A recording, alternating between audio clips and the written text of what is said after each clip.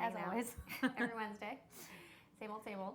And we are making open house dishes for the holidays. And we have, so how many recipes did we have? Like 200 and something? Something like that. I think over 200. Yeah. It was amazing. And also, actually, next week is like 150 already. Yeah. So anyway. Thanks, guys, for your participation. Thank you. Yeah, we sorted through, and now we got down to these lovely fig and blue cheese. Savouries. Savouries. I love that word. I'm sorry. It's a bit of a family joke, which I won't tell you now, but I'm partial to it. It's a good one.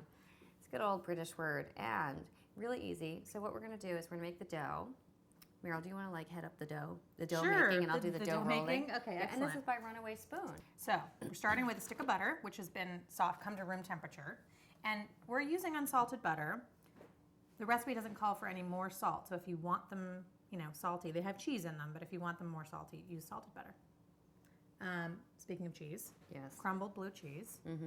And we love that this is made in a food processor. We've said it a million times, and we'll say it again. And We love that this isn't a food processor. you know what I love about this? It's a food processor. And there's some flour, just regular all-purpose flour. And then a few grinds of pepper, which we did a generous amount. And it was delicious. Yeah. Combo. So we're going to pulse it, She says to just do it until it comes together in a ball. which is kind of what you normally would do. Yeah. We're done? One more. One more. Yeah. Yeah? Amanda's the dough queen, so I defer to her.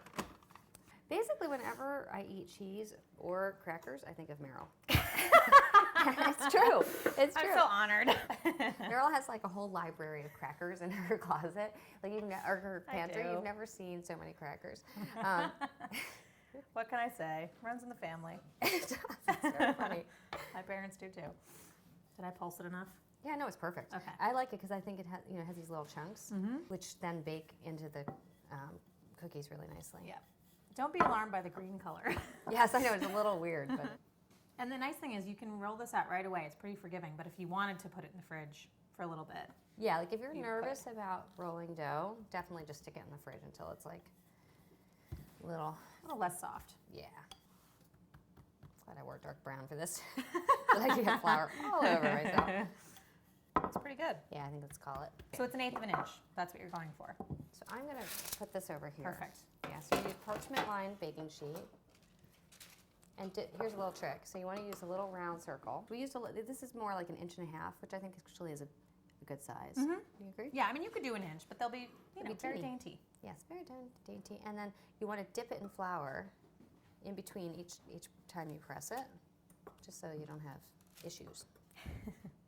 So we're now going to do double duty. I'm going to make little indentations, and Amanda is going to fill them with fig jam. Sorry, I'm using the back of the melon baller just to prove that the melon baller really has myriad uses.